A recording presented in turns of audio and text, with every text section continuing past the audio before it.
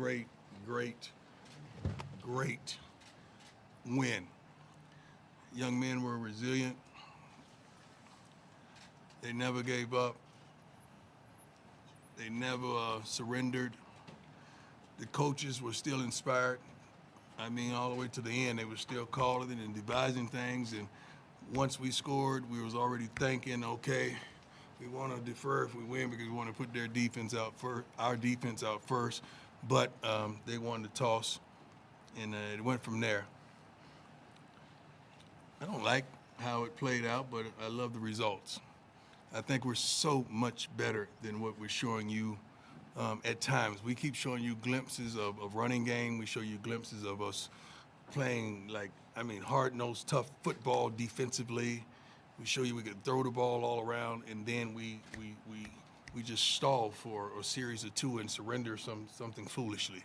But I'm pleased. I'm thankful. One step closer to getting Miss Peggy to bowl game.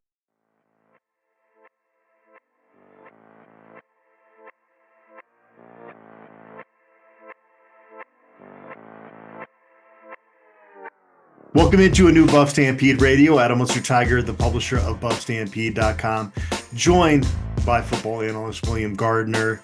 William, I rewatched CU's win over Baylor this morning, and I got to tell you, I had more adrenaline going watching it, even knowing what happened, versus I did last night when I was in professional mode. That was incredible. Yeah, it's kind of a lot more fun to watch it when you know the outcome, I think, and you sort of see all these things. You're like, that doesn't matter. Yeah. And then there were a few of those last night for sure.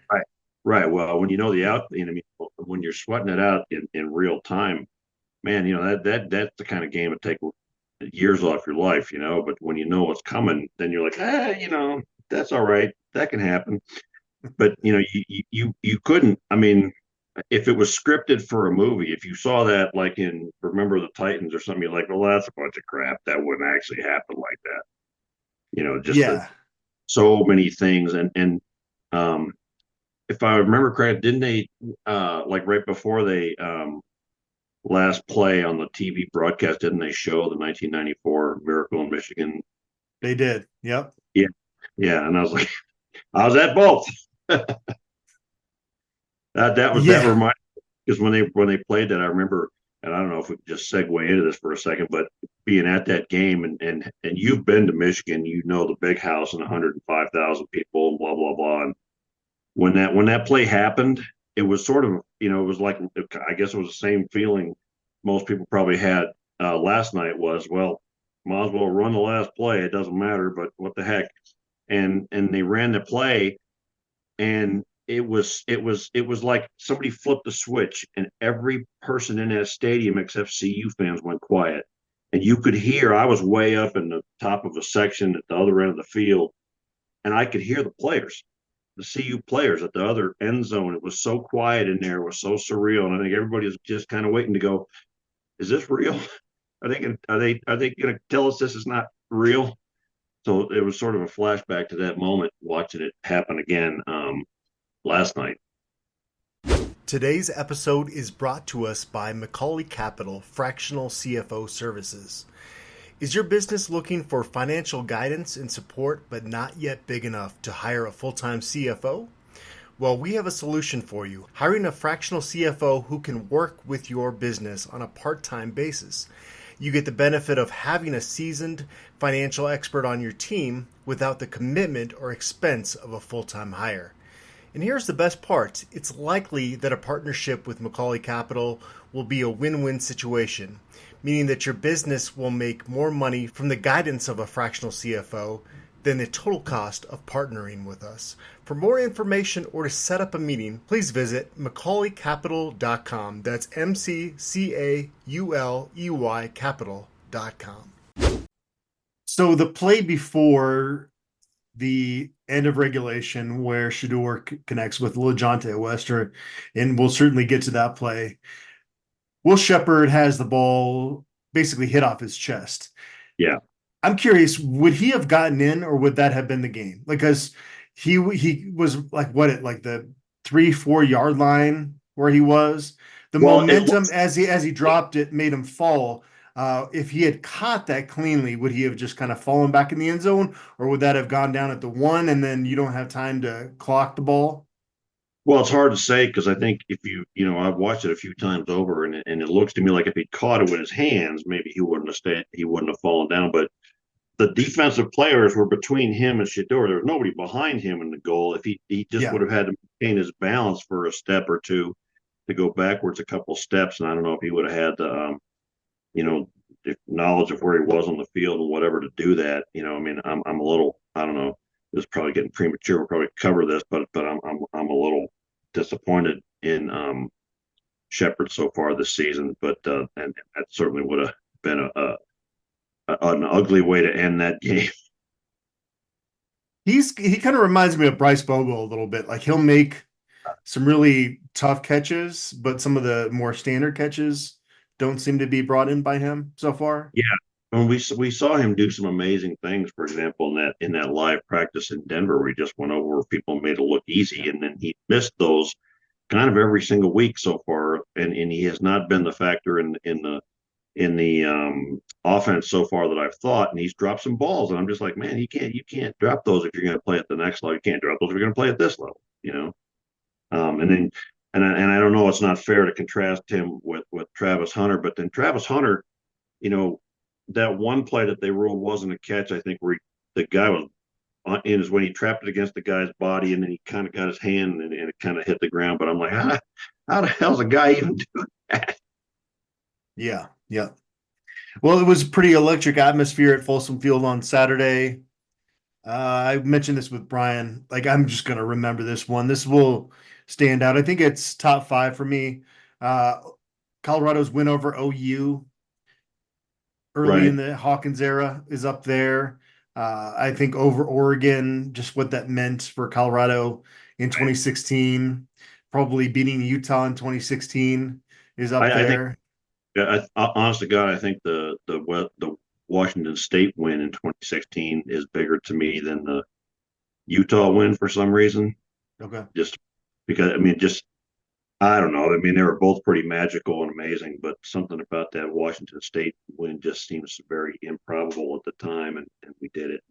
But those 4 games that we've just mentioned, I think would be the top. The win like this in Oregon is one of those ones that really catapult the team to a higher level of play. And I said on the board last night that, crazy things happen when a team starts to believe that they're going to find ways to win. It's like, and they do, because that's the way human psychology works, right? We do what we believe we're going to do. And I've read a lot of things about it, both, in sports and in regular life. And I don't really know, I guess I sort of decided to myself that we reach that extra half an inch, or we get that extra half a burst of speed, or we get a little bit more concentration or something. I don't know, but I've seen it so many times over the years. It didn't have, Colorado State didn't do it for us last year, but then I think, the comeback against Colorado State was the disappointment because they're a lesser team, but this was an actual conference opponent, and I think it makes a lot more difference that it happened, and it's our first game back in the Big 12, and we won it that way. And we'll get into talking about the quality of the two teams, but I think it may be just one of those things that help boost this team. And I think the other thing about it is we were so dominant on offense with the running game in that overtime too. I think that will help the confidence as well. And then I think this defense just starts to believe we're going to get you off the field when we need to. Yeah. Because they do. I have a confession to make, William. I might have a budding man crush on Robert Livingston. I want to admit that publicly. Well, I think I wrote. I'm looking for the. I wrote something down on here, and I can't find it now, but something to the effect of Robert Livingston is the real deal. I mean, he only allowed 7 points in the second half and overtime. Granted, we didn't give up points in that overtime because a superhuman player did a superhuman thing, And I've been saying, like, when do our two Heisman guys lift us up on their shoulder? Well, okay, can't say that anymore because they just did. Both of them. Yeah. Yeah. Both of them. But watching, last night, and I've been thinking about this all day, was a battle of two fantastic defensive coordinators. Because I was watching, and we'll probably get into this too, but watching what they were doing to our offense, man, and he was dealing up some good stuff.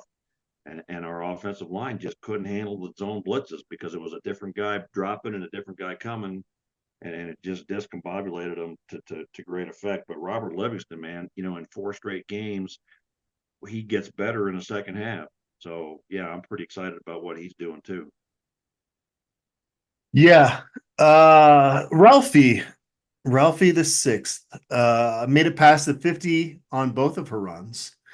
I think this was her best performance as a Buffalo. She needs to get bigger though. They still need to get her on the Buffalo steroid pills or something.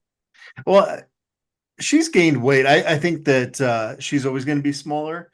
The whole story with her is that she was nursing on a cow as a youth, and I guess cow milk is not quite as nutritious for bison as what they need. So she's always been, she's going to be a little bit more malnutrition, or not now. Like, of course, they take care of her, and maybe that's why she's so much faster heading to the trailer, because they have a treat waiting for her back there.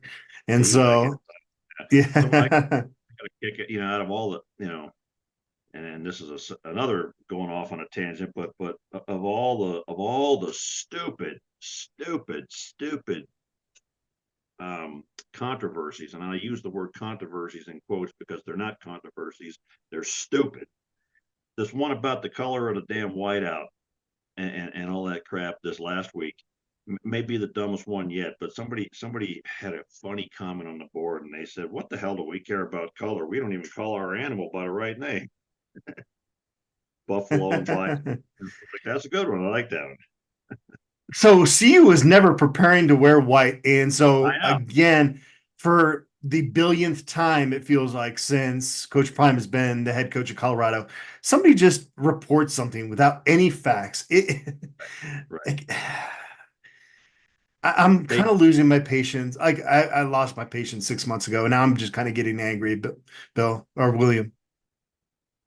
Well, and it's just that everybody wants to have somebody. Hey, look at me! I got a click about Colorado football, and I can try to make Coach Prime and that team look dumb again. But it's only you that looks dumb because what you're putting out there is stupid. Yeah. Let's talk about Cameron Silman-Craig for a minute. He's quickly rising on the list of defensive players that I've covered at Colorado that just seem to have more heart than everybody out there. The way he plays the game of football, he's on another level, it feels like, in that sense. Well, he certainly, I mean, you go back to that 2016 team, and they had a couple of outstanding safeties on that team, and Silman-Craig is just a kind of a guy who plays, almost more than the sum of his talent and size, I guess would be one way to put it. But he's one of those guys that just it's like like Tedrick Thompson made plays. I don't know why, he just be one of those guys. It was always there when you needed a big play or an interception or knock a fumble loose or whatever. He was that guy. And Silman-Craig is doing that this year as well, and not just in pass coverage or whatever, but he's really coming to lighten people up on the run game. And one of the things that really stuck out to me in terms of this defense is the secondary. Really, man, he and Hunter are both will come up and lay a hit on you at the line of scrimmage in run support and passes in the flat and what have you. But Silman-Craig is certainly somebody who is he's making a name for himself in a much larger sense than if he was just a little bit bigger, he'd be a no-brainer for the next level. So the offensive line had a little bit of a shakeup mid-game where Philip Houston at right tackle gets replaced. and you put Benson in at right tackle. Mayers comes into the game. I'm curious for your breakdown, just what you saw out of that offensive line. Obviously, Colorado gave up 8 sacks. How much of that was on the O-line? What were your thoughts on that group, and how much concern do you have going forward with that unit? Well, I mean, I don't know. Again, we don't know what we've had. I mean, that's one of the things I want to start out with is like and I sound like a broken record. We don't know what we have in any of these teams yet, even 4 games in. And I was asking myself, I made a note here. Might this be the best defense we'll see all year? Maybe not the most talented, but certainly Dave Aranda is as talented a defensive coordinator as you'll see out there. And he was dialing up a different thing in the zone blitz every single time, because I started watching it after a while. And sometimes he drop the end, sometimes he drop a backer, and sometimes he bring it back or bring a safety, and so and sometimes they drop an end and loop a guy and whatever. And our offensive line just could not figure out where that fourth guy was coming from ever, it seemed like. And that to me speaks to the coaching. But then I looked at it and I made a line in here and said, sometimes the old line is great. Sometimes the protection is perfect and beautiful, and sometimes the run blocking is perfect and beautiful, and then other times it's not. So when they can do it, sometimes that they've got the ability to do it, and the problem is they're not consistently doing it. And I think Aranda was spinning the wheels enough and sending different things enough that they just never got a feel for what that defense was doing. And there's enough quality players out there to get some of those guys home, And then at other times, I think I don't know.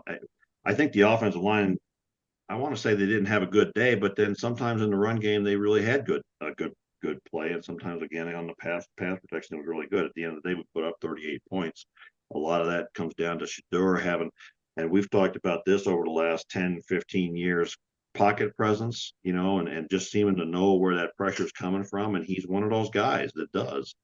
And we haven't had a guy like that back there for a long time. So I think Shedeur escaped a lot more pressure, frankly, than what got to him. And so I don't know what they're doing with that offensive line, but I was watching specifically on the replay, not the replay. I guess it was me watching it what made it a replay, but because I had noticed at some point in the second half that Benson was out at right tackle and Mayers was in at right guard. So I was like, did he get hurt? I didn't see him coming off the field. And then watching it on the replay, he got beat badly 2 times in a row in that first drive in the second half, and that was it. They just yanked him because he got smoked to the inside and he got smoked to the outside, and it was not the first few times that time either. And I wrote notes about it here. They weren't picking up loopers. Loopers to me is like when they're doing a stunt and there's somebody loop around. They weren't picking up the zone blitz. And I thought that Houston struggled with that. Houston and Seton both had a rough day with the speed, with the speed rush, and I think the commentators mentioned it a couple times that they were looking to see where that fourth guy was coming from, and they were waiting and being tentative, and you can't be tentative in that situation. With Seton, it's just a lack of experience, and with Houston, I don't know if he's got the talent to play at this level. So, now ironically, we're back to the starting 5 we had the first couple of games, and just flip flop the guards. From one side to the other. So we cannot continue to have that kind of pressure on Shedeur and be successful. It was interesting to me that we did run as much as we threw the ball. And let me see. That's partly because the sack number is put on rushing attempts. Well, I really wish they would follow. I think in the NFL, don't they have sack yardage come off passing? I feel like that's a mistake for college. I don't know why they do that. But what I was going to look at those, if you look at the individual stats, you can just count up the number of rushers by players and not count Shedeur. So Shador did not run the ball. But Shador had some design runs as well in there. So right. Well, and I want to get to that too, because they were actually excellently designed runs that he made good decisions on to get some of those big runs. But like, Augustov had 12 rushes. I mean, I thought he was very, very effective in the run game. But we're still talking. Shador had 41 passing attempts, and then if I do my math right here, we're talking about 31 or 32 rushing attempts overall, not including the sacks. So more running of the ball, but they were still not. They were still running that zone blitz all the time, and they we didn't really change their defense so much with our run game. I think one of the things we could have done, we could have run more, because they didn't really shut it down. And I think that the 4 or 5 plays, whatever they were in overtime, showed that when we wanted to run the ball, we ran the ball. So that's one possibility. I don't know. I expressed frustration to somebody last week about other teams in big time college football figure out how to make an offensive line work, but apparently at the University of Colorado, we can't get a guy in here who could put together an offensive line that's worth a damn. So yeah, I'm pointing a finger, right at Phil Loadhold. It's his damn job to get these guys playing, and it's not, like I said, there's enough talent in there to have a decent offensive line, but they're not picking up what the defense is doing, and I don't know whether it's communication or Benson inside at guard kept missing that looper, and that was killing us. So I don't know, I don't know how we're going to look going forward with our tackles, but I do like what we did in the running game and some of the different approaches we did to it. And he's got to get them better, Now, while I'm ragging on Loadhold for coaching, we're going to need to get to this at some point. Our special teams was atrocious, and it all comes down to the coaching, and I lay it right at the feet of Coach Prime and whoever he's got doing those coverage teams. Not to change subject, but I just want to throw that out there, that there's plenty of things that went wrong, plenty of things that went right yesterday, but plenty of things that went wrong that I put on the coaches. So I don't think they get out of this with a clean slate either. Yeah, coverage issues on special teams were my next note here, but it was a win, so I feel like we need to highlight some of the positives. Draylon Miller had 3 first down catches in the game. I didn't really absorb that until I went to the rewatch, but he had some really impressive gains in the game, and then Omarion Miller comes in and just provides a huge momentum play for Colorado going into halftime. But sticking with Draylon Miller, and I want to get to this, and again, I mentioned that this difference in what we did in the run game, and one of the things we did was we went split backs, and it was almost always Augustov and Draylon Miller, and it was super effective, and we can get into that. But yeah, Draylon Miller and that play with Omarion Miller was crazy. But those are, I made a little list of guys that stood out to me on both sides of the ball, and the only ones that really stood out to me on offense were Draylon Miller and Omarion Miller and Augustov, and that goes without saying that Shador and Travis, of course. But and then on defense, I had Silman Craig, and I thought Nikai Hill-Green was fantastic again. That guy's a thumper, and I thought it was interesting. I don't know. I guess I didn't see Nwankwo all week or all last night. Did he not play again? He was injured last night. He did not dress. Okay, so because Anquan Barnes was just ragdolling their center, just throwing him around like nobody's business. I think that's the kind of play that everybody expected from him when he came out of high school in Alabama. So maybe the light's finally coming on for him. And then Shane Cokes was fantastic as well. And first sack is a buff. Yep, first sack is a buff. And he had another one that I think caused. I don't know if we had an interception, but he had one that where he put his face mask right in that quarterback's chest as he was throwing. He didn't get a hurry from it on the stats, which is wrong because he should have. But Shane Cokes was all over the field and was actually, I thought, was very dominating. And then again, we're not getting the pass rush from the defensive ends, but man, BJ Green and Okunlola and Deion Hayes are just freaking madmen against the run. They're holding the edge. They're making tackles for losses. They're just killing people against the run. I don't know when that pass rush is going to come, and Livingston's going to have to address that and figure that out. But I thought those two guys on the defensive, those three guys on the defensive ends against the run game were fantastic. And again, Hill Green was man, he was just thumping people. So those are the people that were on my little stars list from last night. Yeah, And, So, yeah, William, if a month ago I told you that Colorado's defense would be the reason that they're 3-1 versus the offense, what would be your reaction a month ago? I think a lot of us would have laughed in your face and said that's not going to happen, because you look at the star power on this offense and you really expected the offense to be a score at mid-30s and even in the 40s more often than they have.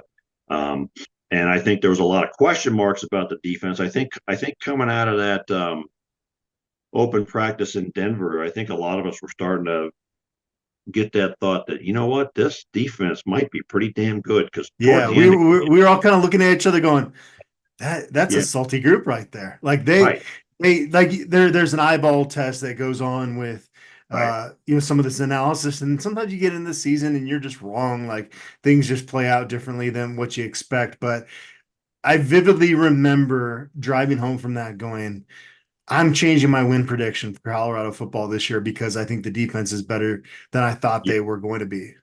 Right. And I think the only thing that kind of held most of us back was, I don't know anything about Livingston as a defensive coordinator. Right.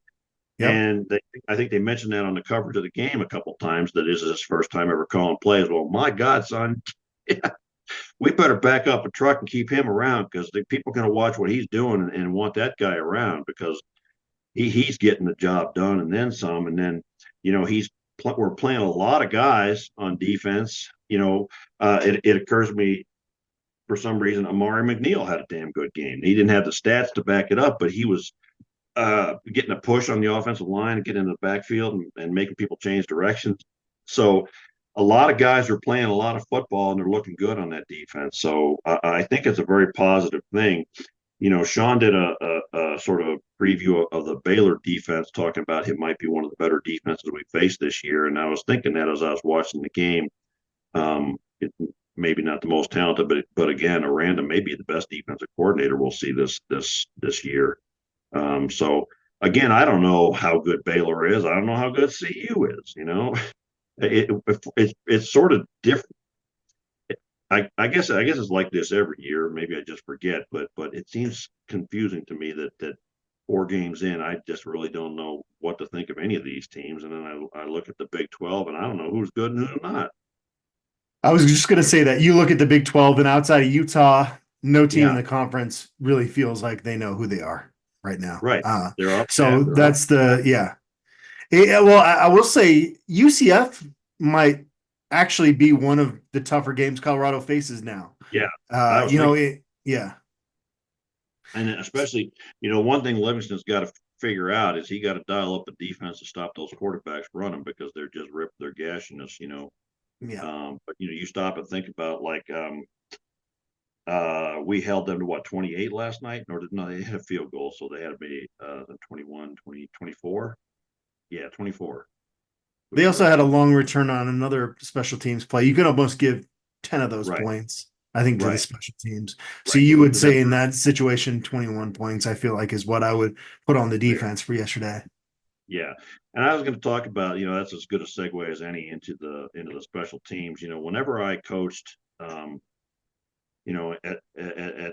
most places, there's not a special teams coordinator. Each coach takes a special team and works it, right. And I always made sure every single year that punt coverage and kickoff coverage was my teams.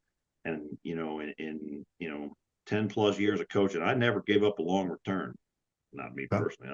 Obviously I wasn't out there, but my coverage teams never gave up a long return, and it's 100% coaching, because it's all about discipline and desire. And one of the things I always did was I told the head coach, I will do this as long as you let me have the guys I want to have. And then I had tryouts, and I made it special to be on special teams. I told guys, you can't be on this. We gave them special names, and they loved that, and they gave a special T-shirt. they let them pick their name. One year the punt coverage was the Delta Force, and things like that. And they got to be fun, and guys wanted to be on that special team. And I tell them, you don't get to be on this until you show me you can do the damn job. And if every guy stays in his lane on a kickoff or a punt coverage, you will not get a return against you. It's entirely discipline. And I don't care how many people get mad about me saying it, but on special teams right now, we're an undisciplined team, and it's ridiculous, and it's costing us big time. That game shouldn't even come down to the end if we hadn't given up. It is inexcusable for any coach, head or other, who has any responsibility whatsoever for kickoff coverage to give up a long return for a touchdown, ever, period.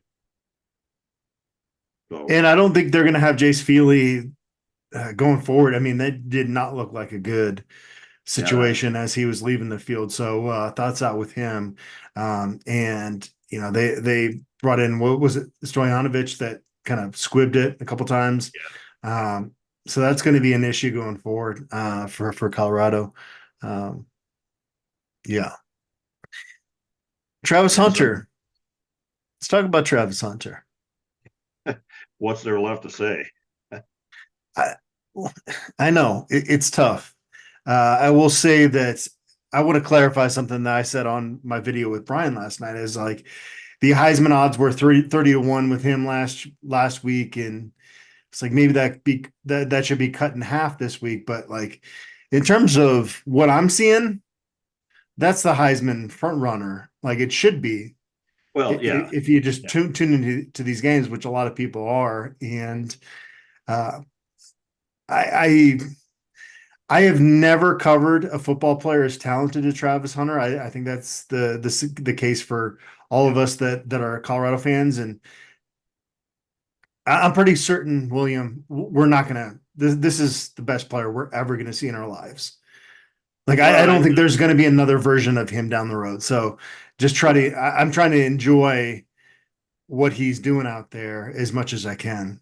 And I think that obviously the old feeling is that you got to be on a winning team, so we're going to have to win some games. But I think also in order to be the Heisman winner, you have to at some point lift your team up and win games, not necessarily single-handedly, but you have to win games in a visible fashion, right? And so that last play of regulation, or that last play in the overtime, is one of those plays, right? It's like it for any other guy, it's just, hey, you caused a fumble. This is a guy. This is the game. You're the guy. You made the play, man. And like like if you look back in the history of football, cornerbacks are not supposed to come up and hit people hard and cause fumbles, where he does. And it's not an accident that he just happened to cause a fumble on that particular play. The son of a bitch can play, man, and he just makes things happen that are crazy. And some of the catches that he makes are ridiculous, and the things that he brings in, that he'll make a quarterback look good if the quarterback isn't good. Sure is good. So I think that he needs to continue doing those things, and the more that they happen, then like now next week, we'll be watching to see what people will be watching to see what Travis Hunter does this week, and sort of it snowballs on itself, and he needs to do some of those big things. It'll probably be better next week because he'll be playing at a more visible time on the East Coast. I'm not sure what time that game starts, but it's got to be earlier than on the East Coast than it is for starting here. But it's 3:30 on the East Coast, 1:30 Mountain Time. Yeah, next week. So that'll be more prime time, and hopefully people, pun not intended, but there it is. But more people will see him play and make things happen. So I think that'll be a big thing next week too. Yeah, going through my notes here. Mata got the ball up. Nice lift on his 33-yarder. That's one of the better looking kicks off his foot, I feel like, at CU. DJ McKinney dropped an interception. We mentioned Shane Cokes with his first sack at Colorado. Yeah, that interception dropped by DJ McKinney. I think we ought not take it too hard on him, because if you watch that, he turns and the ball like hitting him in the helmet at about the time he sees it. So it would have been a superhuman play. I think that's one of those things that would have made, like a Travis Hunter kind of a play that makes him, but Yeah, Re- maybe that's the problem is that like we see Travis Hunter now and we think everybody right. can do these things, and Regular he's guys. Right, DJ McKinney's just a regular All America type guy, right? He doesn't have a cape on, you know, and jump over tall buildings and all that stuff. He's just a regular guy that's going to play in the NFL, you know. Um, so I think that one would have been a heck of, because it got, and if you watch that play again, the quarterback really rifled that, and it got there so fast. I think it would have been a heck of a play to get there, but you know, that there were those are the kinds of opportunities that come up in games, and you know, the teams that win make those plays and the teams that lose don't. So I don't know, looking at all my other stuff here, It was cool. there It was was cool seeing Mark Helfrich in the building yesterday. I had a chance to say hi to him in the elevator going up to the press box. He was the offense coordinator under Dan Hawkins way back in yeah, the day in '06, '07, I think, just a couple years, right? I do yeah, remember Mark Helfrich on the way out of Boulder was like, I I see that this program is flawed because Dan Hawkins is trying to reinvent the wheel every week offensively and won't go to the spread. So I'm out of here. He went to Oregon and had some success. He was their head coach in the national championship game that Oregon played in, and then things kind of went south there at Oregon. But yeah. I've always liked him, and I thought he's a good football mind, and I liked his commentary during the broadcast. Yeah, and I think it was probably fun for him. He'd probably been up in that booth up there, not that particular booth, but up there in the CU press box area so many times in his time here, you know. And it's interesting to see him up in that role and not coaching at this point. So I don't know. He was You feeding know, the play-by-play guy Rocky Mountain oysters on the broadcast too. So he okay, knows I didn't know. Colorado, even though I've lived here like 22 years and I've never tried them. But have you? Base. Have you had Rocky Mountain Yeah, oysters? the place I had them, they were just the same as calamari. They were just breaded and shredded, and Okay. you know, it's not like, you know, they don't come out like, here's your two, Here's your here's your two testicles.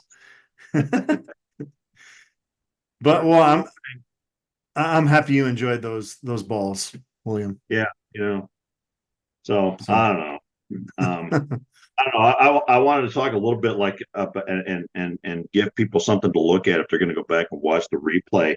Um, uh, with 4:15 left in the first quarter, and there are two plays in a row, at three plays in a row actually, where we came out in a different sort of set, and we had Isaiah Augustov on one side of Shador, and we had Draylon Miller on the other side. So basically, what I just call split backs out of the shotgun, and we did what I would call a crossbuck action, and it was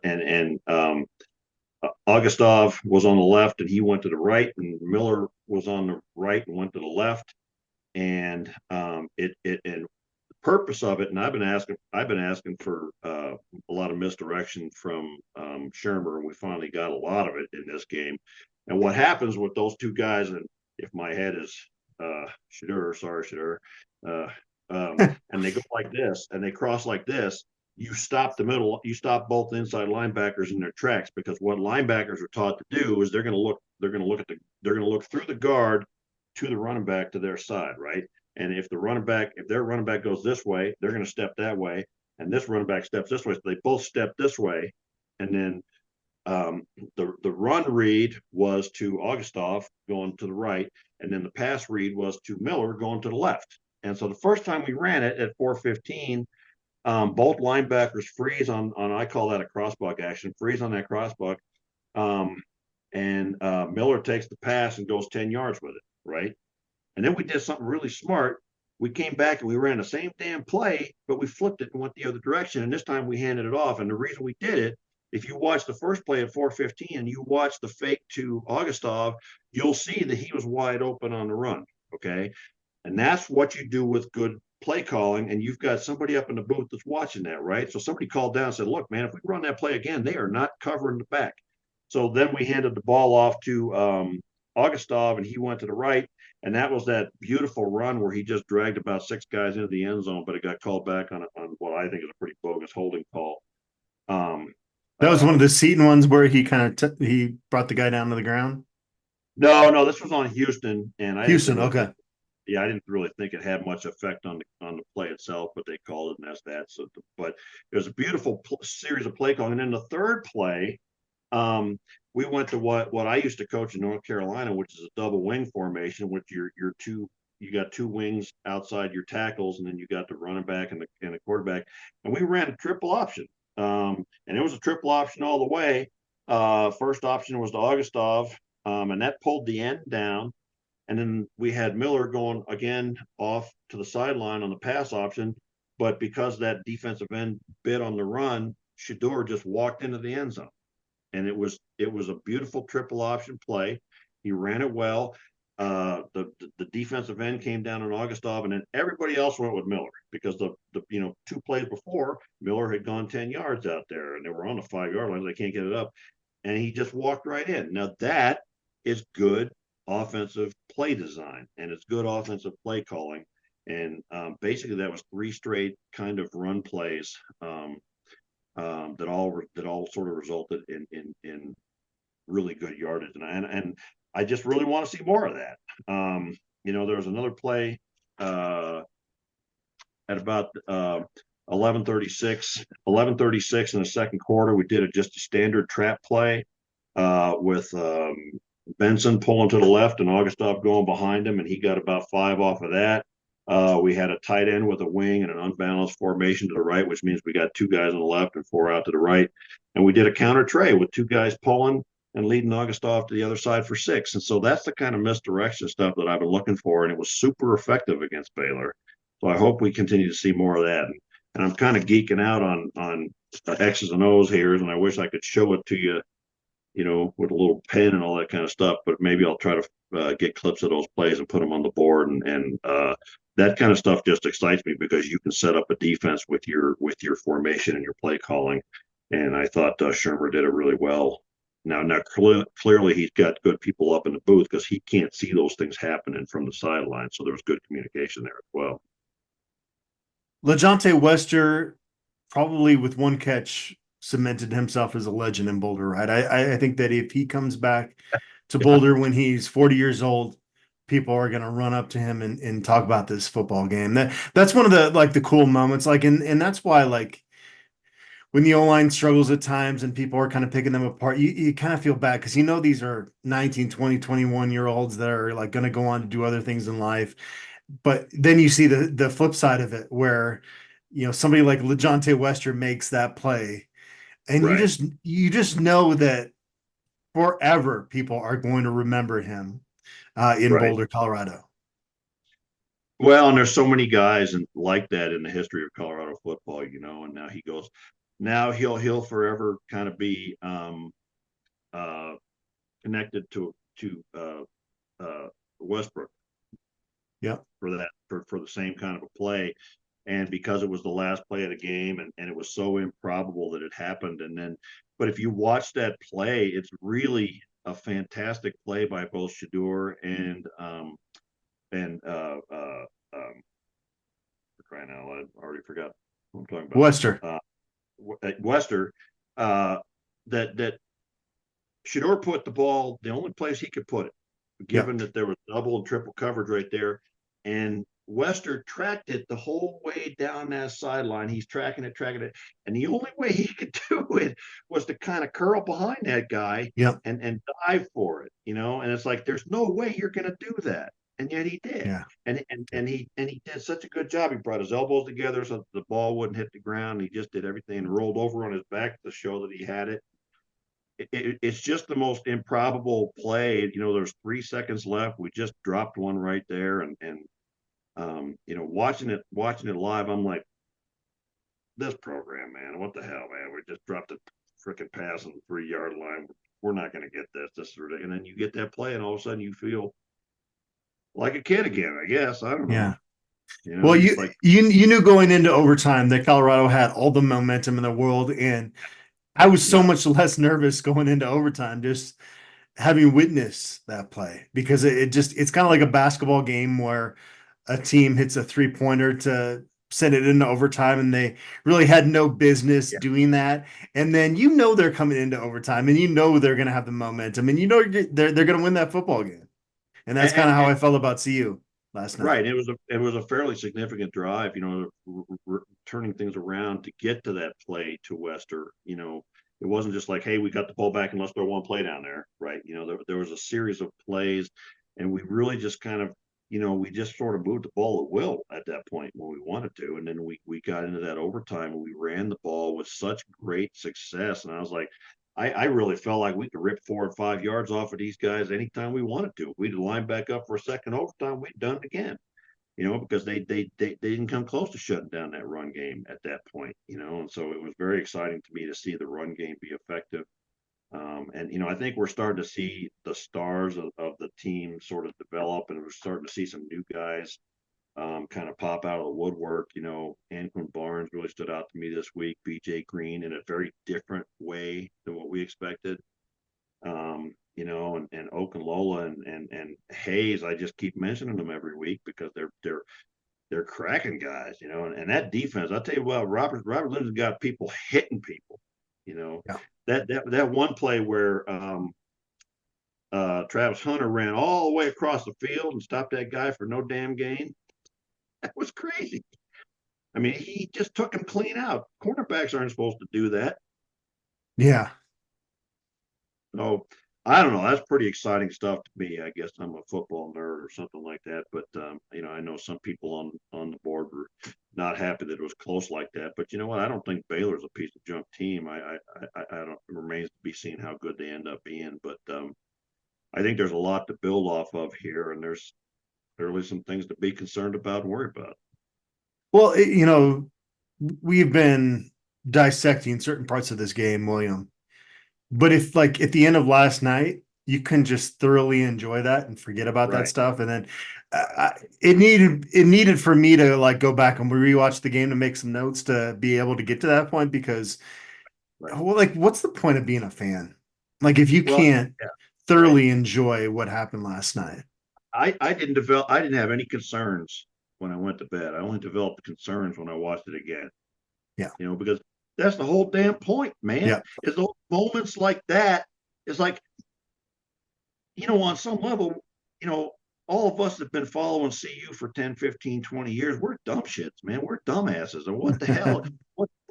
How stupid you gotta be to get kicked in the junk week after week, and some of these people say, well, you're not standing by prime or whatever. Brother, I've been watching this junk for 20 damn years of crap offensive line play, right? And other teams figure it out, but we don't. So, my frustration at this point is not about what Coach Prime or any of his coaches are doing. It's just I wore out, man. But then you stick around because of moments like that, Yeah. Yeah. and there's been enough of them. Every now and then, we're like junkies, man. Here's okay, here's your little tablet, your pill, man. Go take your pill. Thanks, appreciate it. Now come back next week. We're gonna drop the ball again, but we'll be here. Well, it's more like a game of golf where you have one good shot in a round, and you're Right, like, I'm going to do this every day, and then yeah, right, it eats your lunch. But yeah. no, Like I think like going forward there is quite a bit of hope though with Colorado, and certainly right tackle is an issue, kickoff specialist is an issue, and there's going to be some tough games coming up. UCF is going to be a tough game. yeah, We've seen the Kansas teams kind of fall down here recently, but there's going to be a lot of entertaining football the rest of the season. But you find a way to win a game like this, right, and it's kind of like my early analogy with a basketball team that pushes it to overtime, and they have the momentum. You really do see with 18 to 22-year-olds like this boost they get from wins like this. And I think that's what every Colorado fan is hoping at this point, is that you're going to see that momentum carried forward. right. And I do think I do think that Coach Prime is a very intelligent man, and he learns things, and uh, it remains to be seen what we do to figure out that offensive line situation. But sooner or later, they got to pull that together one way or the other. It's interesting to me. You watch that defensive line, and they have clearly benefited from those three coaches. Now I'm blanking. That obviously you got Sapp and the defensive line, Damian Lewis, and then the edge coach, Vincent Dancy. Yeah, right, Vincent Dancy. And very clearly, they have had a huge effect on that defensive line. And those guys are playing their backsides off, man. And it doesn't matter. You go down to the third string, and they're still out there kicking butt. So we need to get that done on the offensive side. And I think Shermer's going to have to, game plan around some of those weaknesses. I like that he changed up some of the offensive run play calling, and I hope we see more of that. I got to tell you, I think right now the best running back on this team is Augustov, and I think he's better than Welch because he finds and sees the holes better. There are a couple of really big holes that Welch missed where he ran right into the pile, and I think that's probably youth. And at the younger level, you don't have to read defenses like that, and so he'll pick that up. But I just love the way Augustov runs, and he doesn't mess around. He gets upfield and he runs people over. That touchdown that got called back, I watched it 5 times. He dragged like 5 dudes. And then you could see the frustration on his face. That he kind of had a rough night last night, just based on things not really going his way. Even the drop on the dump off pass would have been a huge play. It was just like it was almost a game where we're going to lead off as one of our main topics with Augustov, but that it just wasn't in the cards for him. But I agree with you. I think he's their best running back.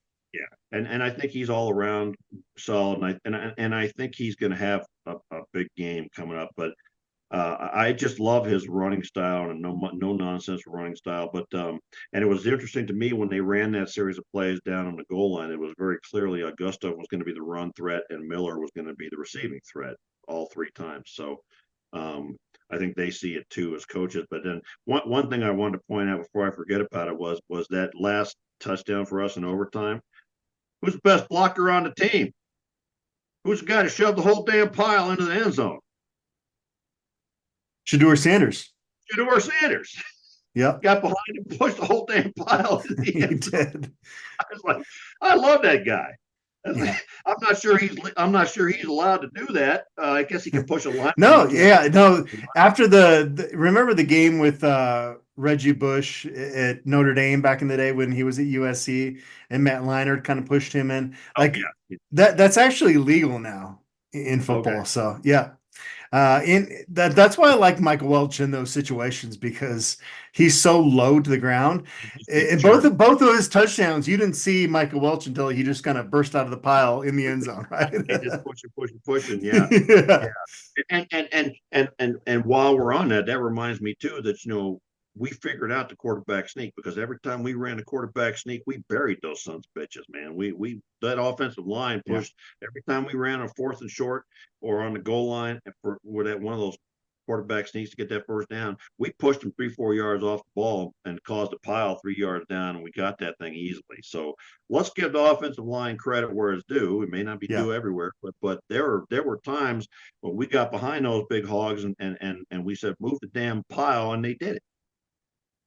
That's the thing, is it's not so black and white sometimes, right, William? Like you watch back in the game and it's like a whole lot of gray area. And I go back to the fact that if you're Colorado and you find a way to end up on the right side of that scoreboard after what we witnessed 2 years ago, I think some people just forget where Colorado was in 2022. And I got, I'm looking here at the stats again, and Shedeur with 41 passing attempts, 41 times we backed up, and most of those times the offensive line kept him upright.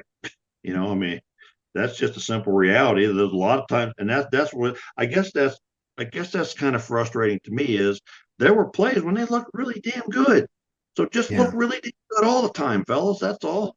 You just got to be consistent, easier said than done, apparently. but I guess what I'm getting at is, like, you look at last year, and clearly we were overmatched, man. Some of those guys, no amount of practice was going to make Jack Bailey big enough, and no amount of, Lichtenhand, I still think has the talent to play at the next level, and he's kind of shown that this year. But by mid-season, we were overmatched. Okay, we're not overmatched this year.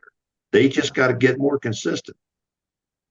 With Jordan Seaton specifically, it's Right, very clear right. to me that it's 2 steps forward, 1 step back, and Well, that's yeah, the development that any true freshman is going to go through at left tackle. And yeah, and I won't be surprised if, like, week 10, 11, 12, some of those holding calls are not just him flat out pancaking the guy, that he's going to kind of learn what he can get away with the officials at right. this level. There's little tricks. You put a hand here. If you keep this hand here, you could, like a lot of people think, like if you think about a shoulder pad, there's an underneath pad up here. You can grab the shit out of that all you want. You just can't stretch it up like this. Okay. Nope, they will not call. And I'm telling you from years of experience, and if you talk to guys who played offensive tackle in the NFL, there are things you can do and things that will get you caught. And with a young offensive tackle, people don't really realize offensive tackles like cornerback, especially left tackle, you have to have confidence in yourself and in your technique. Okay. And if you lose that confidence in your technique, then you start blowing your technique and you start lunging, you start getting bad footwork because you're desperate now. You start to get panicky, right? And he doesn't have enough reps at this level yet to go, okay, you know what? I'm just going to trust my stuff because I know it works. And so he got it. You could see it, I think, in that second half that he got frustrated, he got flustered, and he got a little bit in his own head, and then he wasn't as good. So that's a learning experience, and they can watch that film and learn something from it if Lode Holt and the fellows are doing their job. And it sounds like Colorado had a nice recruiting weekend as well. They had a couple guys on campus for an official visit. Byron Baldwin, a blue chip recruit out of Baltimore, and Antonio Branch Jr. out of Miami Northwestern. I expect both these guys to be a buff, William, and this would put Colorado, if they are able to get both these guys on board, at 9 commits. So already we're seeing a little bit more momentum there, but it's just Yeah, going to be a little bit different with high school recruiting under Coach Prime. And I know that right. in a couple weeks from now, we're both planning to get out to see Zane DeSouza at Yeah, Loveland High School, and I'm really looking forward to that. yeah. Unless it's a blizzard, in which case I'm leaving you hanging. Fair enough, fair enough. But I know Zane DeSouza wants to be a tight end, but just seeing pictures of him, and I'm curious to see what he looks like in person. But that Right. sure looks like he's already kind of like what Nate Soldier looked like as a sophomore in college, Yeah. as a senior in high school. And so I don't know. It's going to be hard to keep him off that offensive line once he realizes what that could maybe do for his bank account down the road. Yeah, I mean, it's tough to be, a first round pick left tackle, but it's even harder to be a first round pick tight end, and I Yeah. don't think he's got the speed for that. But that reminds me, we have needs at both positions, and I got to say there was at least a couple of those hits on Shador that I laid directly on Savell Smalls, and they were lack of effort on defensive end and on a couple and I'm not, overall, I think he played well, but there were a couple plays in there when Shador got hit that they were directly on Smalls. And he got to clean that up, man. All right, I'm going to be headed out to Orlando next weekend. It sounds like there's more rain in the forecast out there. I think Orlando's too far from the beach for me to get there. I'm not going to Disney World without my kids. So I Go to might be Harry just Potter World. Give me a hat. Harry Potter World, give you a hat. Okay. Yeah, that's your Uh, job, man. The hell with the football. Keep, take care of me. I'm actually a Harry Potter fan. Like, I am not a huge like action movie fan, but for some reason Harry Potter was an entertaining deal for me. I don't think I'm quite going to go to the Harry Potter world though. I don't think my We fandom we is went to to that level. we Did went to you? Harry Potter and we had a blast there. So there you Okay. go. Okay. Okay. All right. Fair enough. Well, William, it was a lot of fun catching up with you, and I'm just going to say it. Thank God, because uh, there was a moment where were we at? We were Shador got sacked a couple times. Less than 5 minutes left in the game. They punt it. Baylor returns it to like 26. And I mean, that's all she wrote. Like Yeah. it was less than 4 minutes left at that point. I mean, the game was over. And Yeah. I'm compartmentalizing as you have to do because I know I got to go up to the press conference, do my job. But last night would have been really rough. And it ended up being one of the better nights I've had ever covering Colorado. And I think we gotta. I think we're gonna just have to kind of hang on for the ride this year Yeah. because I think every week until we get a little more idea of, sooner or later it's going to settle in on which teams are good and which teams are bad. But like we said at the beginning of this podcast, there isn't really anybody in the Big 12 outside of maybe Utah that's really looking great, and so I think anybody we face this year this year is beatable. I don't think we see nearly the tough teams that we saw last year. So, we're halfway to six. Six is the next goal. Let's get to that and then see where we wind up. But I think everybody just got to hang in there from week to week. And you know what? If we don't win this week, we'll come back next week. And it's another one of those close one-score games under Coach Prime, and we won this one.